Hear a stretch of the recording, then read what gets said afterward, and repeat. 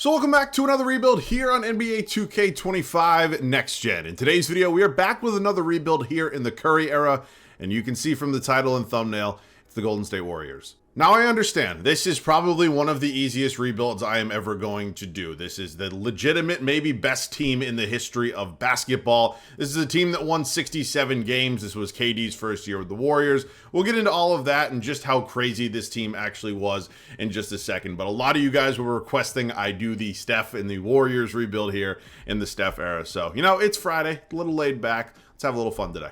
And as always, let me know any other rebuild ideas down below in the comment section. As of now, the plan is kind of to bounce back and forth between the Steph era rebuilds. Of course, we have the trading every player rebuild series we just kicked off, while mixing in a few different challenges as well. So let me know it all down below in the comment section. Thank you guys for all the support recently. It has been absolutely fantastic. And yeah, today is not going to be a very challenging one, to say the least. We are probably going to win multiple championships, but I am excited for it. Let's get into it.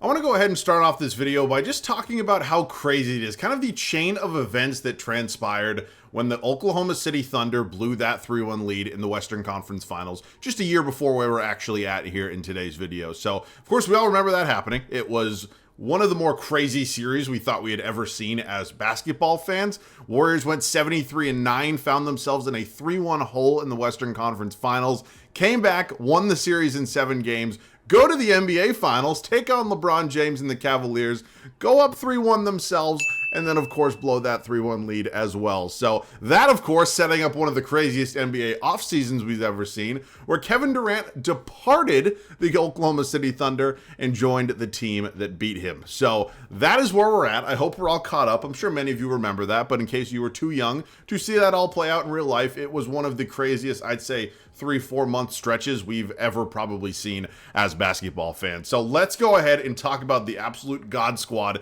that we're going to be working with here today. Now, starting out at the point guard spot, Steph Curry, at this point in time, is well established as by far the best shooter in the NBA, by far the best point guard in the NBA, and he is going to obviously be one of the guys that can hopefully lead us to a few championships here today. You got Shaun Livingston behind him. Of course, Shaun Livingston's career did not go as many people planned, of course, with that terrible, terrible injury, but the absolute mid-range god himself here, if you will. I want to have a sit-down conversation with the developers of 2K. You gave Shaun Livingston a B+ mid-range. I don't know if Shaun Livingston's ever missed a mid-range jump shot. Good work, though. Obviously, the auto-generated players with Pat Henderson, Horace Cooper, Derek Adams, let's just get through it. Klay Thompson, the one and only listed shooting guard that we do have on this squad. Klay Thompson at this point in time was very, very good. He was an absolute defensive menace. Of course, him and Steph Curry, being the Splash Bros, were both elite three-point shooters and, you know, still are. But Klay in his prime was really, really good. And I feel like this kind of era and generation of basketball fans we kind of have now, you know, it's just a different time, but obviously I think a lot of people are just forgetting how good Klay Thompson was at one point. But here today, we are going to make sure everybody remembers it. We head to the small forward spot with Kevin Durant, 28 years old, taking a look at his numbers from Oklahoma City over his time there. He was absolutely incredible for them, of course, won an MVP, and then left, and everybody widely considered Kevin Durant the biggest snake in NBA history, and maybe some people still do. I think a lot of people have moved on from that take and kind of that belief, but the KD era in Golden State was fun and not so fun in different ways, because it was fun in the aspect of, if you're just a basketball fan, watching this collection of players play together, it might have been the best brand of basketball. I mean, they just kicked the shit out of teams, and it was really, really fun and really, really entertaining to watch.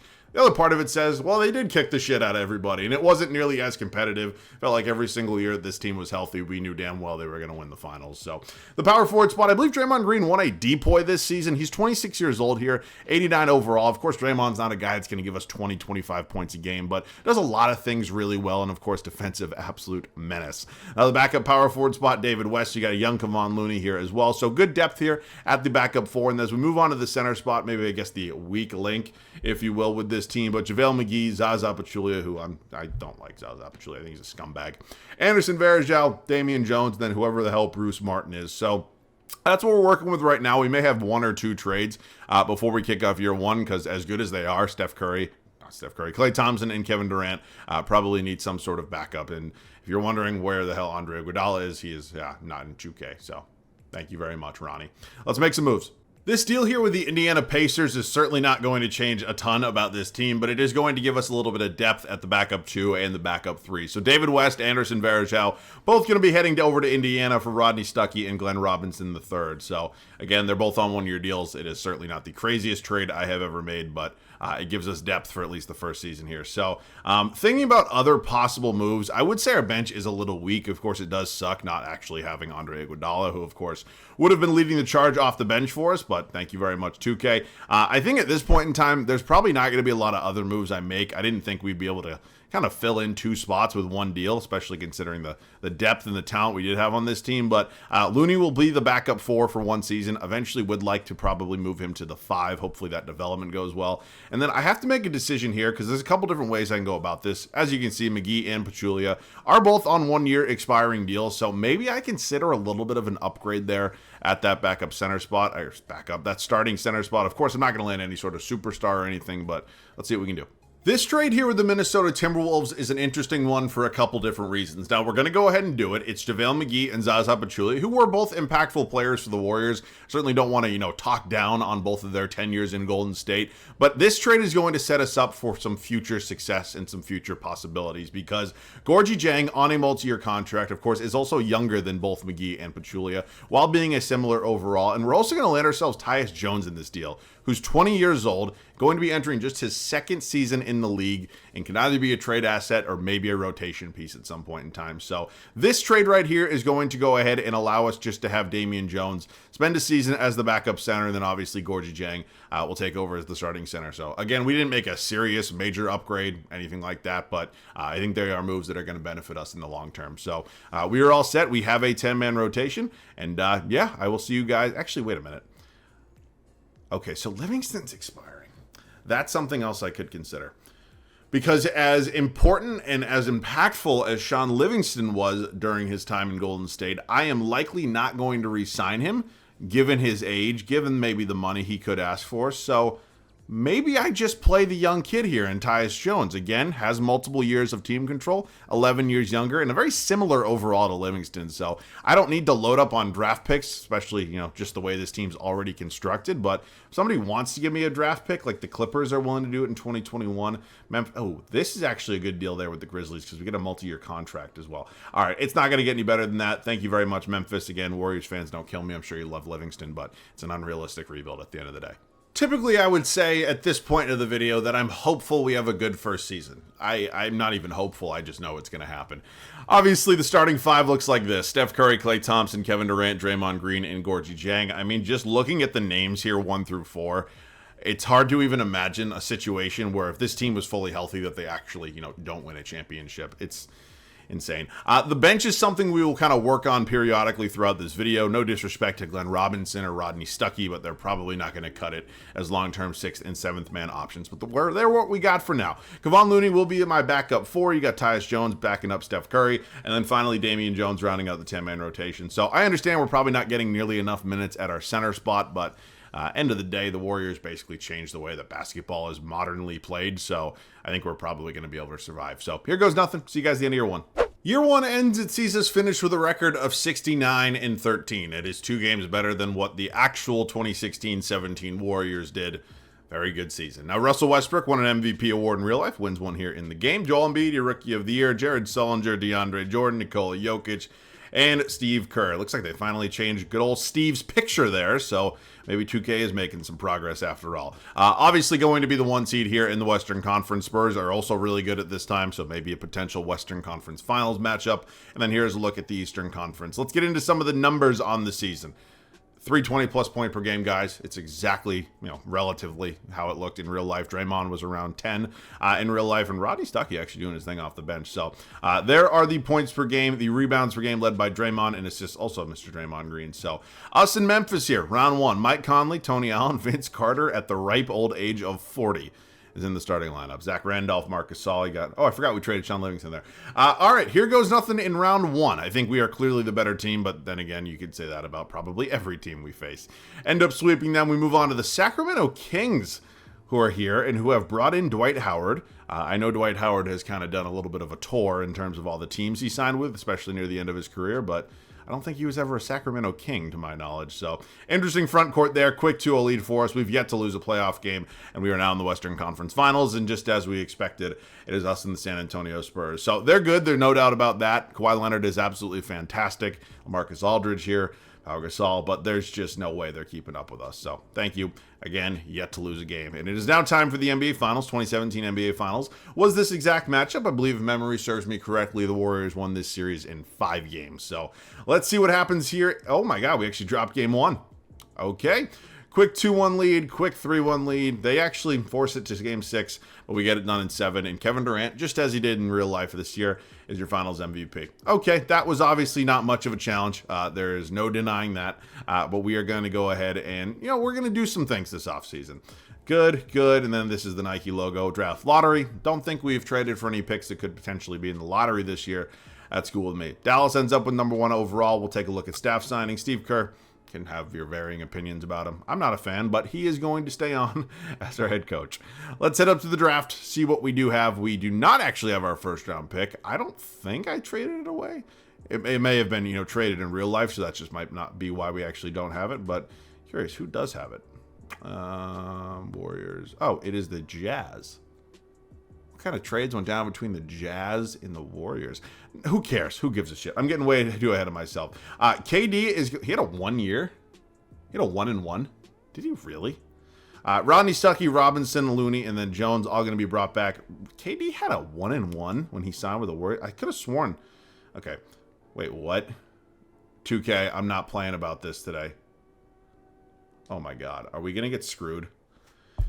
Fuck. Okay. Well, this might make this video a little interesting. If I lose out on KD for basically nothing, that is 3 divided by... It's about 30... Shit, wait a minute. 109 divided by 3. That's about 36 million annually. Well, that is the most this game is going to let me off for Kevin Durant. So we might lose Kevin Durant for nothing.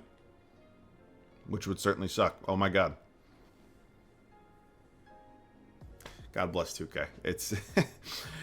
Oh, man. Well, I got to make sure I don't lose this guy right here because that would basically be the end of this rebuild if I did. And, yeah, we just lost Kevin Durant for nothing. Great product you have here, 2K. It's fantastic. I guess it makes the rebuild a little bit more challenging at this point. Wasn't necessarily planning on it, but Kevin Durant goes to the Sixers. No idea why the game doesn't give me any sort... Wait, he's still here? Wait a minute. KD, please. God damn it. Goes to the Suns now. I guess that's foreshadowing. Okay, well, that sucks. I mean, there's no other way to say that. It basically hard capped me in terms of signing Kevin Durant. Now, I don't want to sit here and pretend we're not going to still be really good, because we are, but maybe just a little bit more of a challenging rebuild now. I guess maybe that's a little bit more entertaining as well. We have pulled off a trade with the Minnesota Timberwolves, and we've landed ourselves Zach LaVine. Now, by no means is he Kevin Durant, but given the money that we had, and just in terms of flexibility, it is a really nice addition to this team. So whether I am playing Clay or LaVine at the 3, it doesn't really matter to me. I think Clay makes a little bit more sense. Wow, he jumps up to a 94 playing the small forward spot. Look, obviously it would have been fun to keep KD and basically kind of win 3 straight without really stressing about it. But again, it makes it a little bit more of an exciting video, if you will. Now, I kind of have to worry about the depth we have, where that was supposed to be my main focus this offseason, but obviously things change, and now we are kind of in a position where maybe we're a little bit more, I don't want to say stressed out about the depth that this group has, but we definitely have to consider our options a little bit further. This is just, ooh.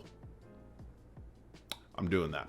All right, Pascal Siakam, welcome to the team. I'm strictly doing that because I know he's going to develop, which means I can move Kevon Looney to the center spot, and now I can go ahead and maybe make one more deal. Okay, Damian Jones, sorry, pal. Probably on your way out. I know you have team control, but unless there's an offer that's just too good, like Josh Richardson, I know I've traded for him before, but I'm not exactly flooded with really, really valuable trade options right now. So, like Pat Connaughton, I guess. Does he have a year? No, he doesn't. Oh, man. All right, let's see. Does Richardson have a year of team control? He also doesn't, but I'm still going to do it. All right, Josh Richardson, welcome to the team. And then let's see my options here in free agency in terms of shooting guards or small forward. A guy like Joe Ingles would actually be really valuable. Just another really kind of knockdown shooter. Welcome to the team. All right, that offseason did not go nearly the way we thought it did, but that is where we are at. So I will see you guys at the start of year 2. After a pretty insane offseason, we had to regroup. We lost probably a top 3 player in the sport. we ended up making some moves. We actually did end up improving the depth as well, kind of keeping this starting five about as good as it could have possibly been. So Steph Curry, Zach LaVine now going to be backcourt mates. Of course, we moved Clay to the 3. Still got Draymond at the 4, and Gorgie Jang, who I maybe anticipated was going to move into a bench role. Obviously didn't happen, but again, it's not like he has the hardest job in the world playing next to those guys. So Ingles going to come in and be my new 6 man. Tyus Jones developing quite nicely. We brought in Josh Richardson, Pascal Siakam, and then Kevon Looney rounding it out. So we're still really good. I don't want to sit here and pretend that we're like a victim or anything like that. Of course, KD just doing snake things like he does. So I'll see you guys at the end of the year, number 2. We lose KD, but we don't really lose a step. 66-16 is the record here at the end of year 2, and hopefully we are very much in the driver's seat for another championship. LeBron James, he is your MVP. Lonzo Ball, Rookie of the Year. Reggie Jackson, 6th Man of the Year. Draymond wins DPOY. Emmanuel Mudiay, Most Improved. And Steven Butler. Why is bro looking at me like that? I don't really like those eyes. It's a whole other situation. All right, we're obviously going to be the 1 seed here in the... Well, maybe not obviously. 60...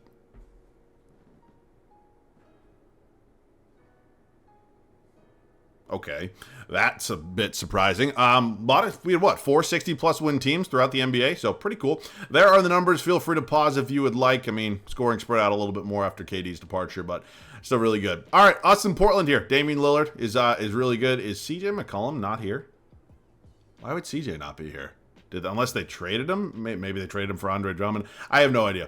Let's sim through this real quick. I imagine this is going to be a pretty easy series for us. Up 3-0, they do end up winning game 4. We win the series in 5. Now moving on to the Utah Jazz, who Gordon Hayward, Rudy Gobert, obviously did not end up drafting Donovan Mitchell as they did in real life, but this is a decent team. I just think, again, we're so much better. Similar to last series, they win game 4, but we win in 5. Now it is time for the Western Conference Finals. We took a look at this Kings team together, who, no disrespect to Raymond Felton, who I'm sure is enjoying life very much right now. Tony Allen, rookie Jason Tatum.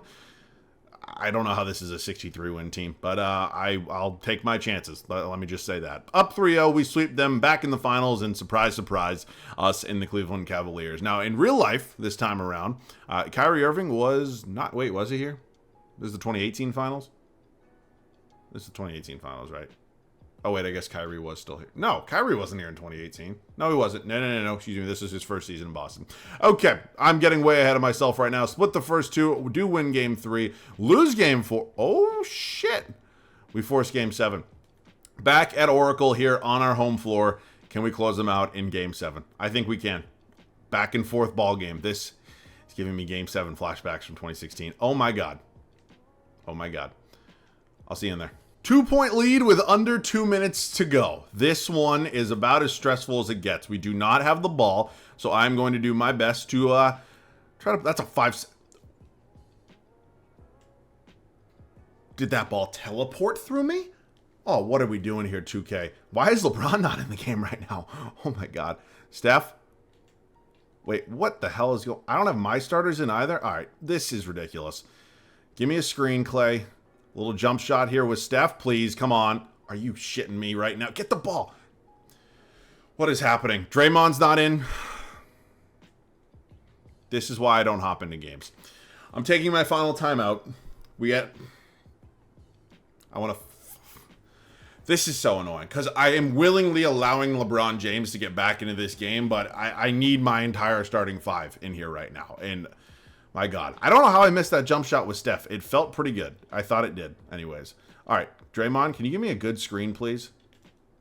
Curry. Let's fucking go. 116. Best shooter in history of basketball has done it again. All right. I'm playing off ball D. Oh, my God. I forgot. I moved Clay to the small forward spot. Now he's going to have LeBron as his assignment. That is probably not the way that I wanted this one to go. But Kyrie's got the ball in his hands, and he is just cooking the everlasting shit out of Steph Curry. Well, that's not great. I got to go quick in case I miss. LaVine, can we just drive to the rack against J.R. Smith? LaVine, oh my God. He's going showtime here in Game 7 of the NBA Finals. All right, layup probably would have done the same thing, but all right, I will do my absolute best here because if I let the CPU do it, it's going to be even worse. Oh my God. Pretty good defense here against that. Look me in the eyes when you're going to fuck me, 2K. There's no way. I play lockdown defense, probably the best defense of Steph Curry's fucking career, and you're going to bail him out like a fucking bank in '08 and just give him free throws? I mean, are you shitting me? Oh, my God. You know what? Kyrie's going to hit both. There's no doubt in my mind. But we absolutely are going to go for the three. Go big or go home, right? I mean, what am I going to do, right? Win another championship next year? We're going to go for the three-peat. Okay, I know we have 53 seconds, so I'm not going to force up some dumbass shot, but we also don't have any timeouts, just something to consider. Shoot the fucking ball, Kyrie. Okay, he hits both of these. I am going to get Steph the ball here, and what I'm going to do is call for the ISO, and then I'm going to call for a floppy, and I'm going to pray to God that it is Klay Thompson coming off this screen. It is. Klay. Oh, green!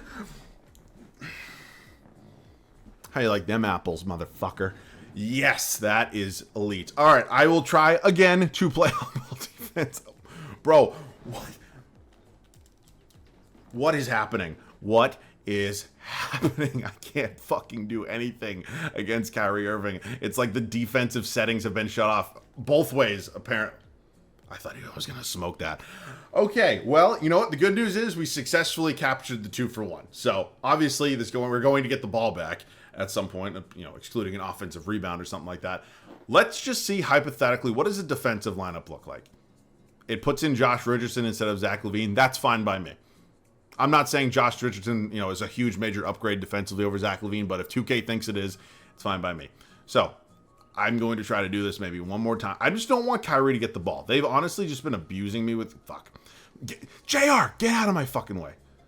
I'm going to try to force him into like a last-second shot that's stupid. They're going to come with a screen here from Kevin Love. Kyrie's going to dive down to the rim, forces up the lefty, and he misses. He missed. Oh, my God. Oh, I cannot believe he missed. Now, okay, but not in the bonus yet. Give Steph the ball. Let's run around. Ah, they're going to foul immediately. All right, now we're in the bonus. We are obviously going to be shooting, and we cannot end the game technically because if we hit both, still a 3-possession ball game, but they don't have any timeouts, which is obviously very big. So, 2 huge free throws here. My God, that is so fast. Okay. One more. Come on, Steph. This is your bread and butter, baby. Thank you. All right, no timeouts for Golden State. We are going to go ahead and try to lock it down. Obviously going to be Kyrie Irving. They're actually going to give it to LeBron here, which... fuck you, 3! He missed it. Get the ball out of Draymond's hands. No, that's Gorgie fucking Jang. Oh, no. I thought it was Draymond, which, again, it's just bad or worse. It doesn't really matter. Oh, fucking hell. Oh, no. Come on, Gorgie. I need a free throw in this championship. I need a fucking free throw. Oh, thank you. All right, I'm assuming they're going to throw something up here. It's obviously not really going to matter. But, yeah, that's a championship here for the second straight season. That was stressful. I cannot believe I clutched that out, if you will. They still give LeBron Finals MVP. Okay, anything to keep a Finals MVP from Steph Curry until the year 2022. All right, well, let's sim through our final offseason. I don't think we'll have any, major moves. Maybe 1 or 2, but probably nothing super crazy anyways. Draft lottery, let's sim through it. We're not going to have anything. And as we approach staff signing, we will make sure we get Steve Kerr back. Yeah, let's just pay him. I don't want to lose him like I did KD. And as we approach the 2018 NBA draft, I don't know if we'll have any picks. We do not. Fine by me. Let's hit team player options. Everybody here coming back. Qualifying offers, LaVine, Josh Richardson. Certainly want to bring both those guys back. So, yeah, let's just pay them both their money and hope we are at a point in this video where we might have one other trade. Real quick, we are signing TJ McConnell to a 2-year, $13-ish million deal. This is not an indictment against Tyus Jones. He is certainly a really solid backup point guard option, but you will see why you're doing that in just a second. Working on a trade here with the Orlando Magic to potentially upgrade our starting center spot. Gorgie Jang's done a pretty good job so far in terms of what we had in terms of well, that was in terms of a lot. What we had for him for expectations, but adding Nikola Vucevic is an upgrade. No other way to spin it.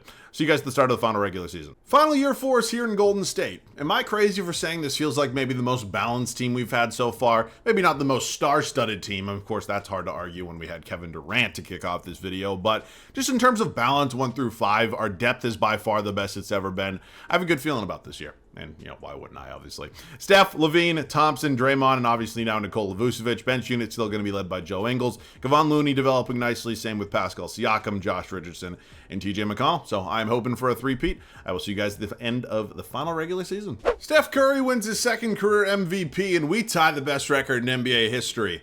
Of course, the team that said it, we are currently using. But 73-9 for this group here at the end of the 2019 season, and I am hoping that the 2019 season does not end as it did for the Warriors in real life, or how the other 73-win season did.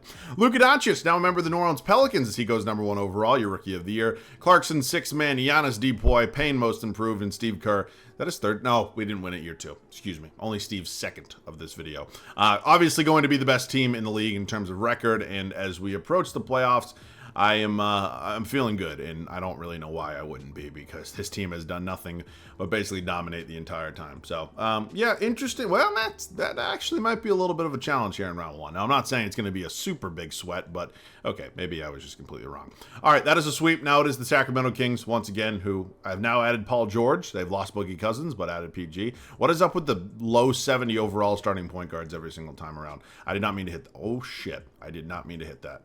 Okay. Oh, wow. Oh, my God. What is it? Can't go 73-9 with the Warriors. You lose. And just as they did in real life, they win in 2017, they win in 2018, and lose in 2019. And Terry Rozier is your finals MVP.